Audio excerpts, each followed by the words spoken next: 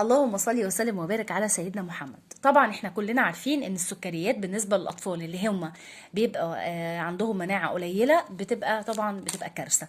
كمان في اطفال كتير جدا عمرهم صغير وانتشر عندهم مؤخر مرض السكر، فاصبح الموضوع صعب. بس احنا بقى كل سنه وانتم طيبين، انتوا عارفين ان كل الحاجات دي الوان صناعيه.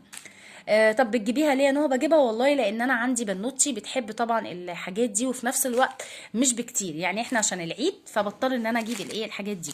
بس لو تلاحظوا ان هي طبعا كلها طبعا الوان صناعيه، نسبه السكريات عاليه جدا جدا.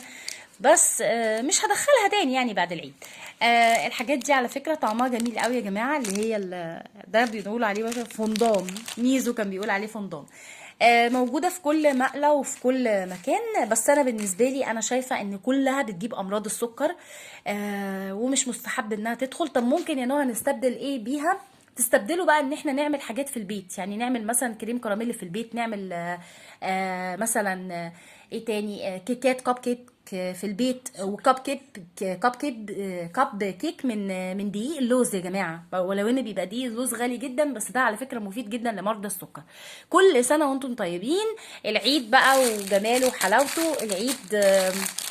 بهجته البتاعه دي حلوه قوي يا جماعه، اللي هي عامله زي البطيخه دي. انا عايزه اقول لكم ان يارا عجبتها، وعلى فكره كل طعم بطعمه. ده التوت، ده الموز، ده مش عارفه الفراوله. يعني كل سنه وانتم طيبين. ما تنسوش تحطوا كومنت. اللهم صل وسلم وبارك على سيدنا محمد. اشوفكم بخير.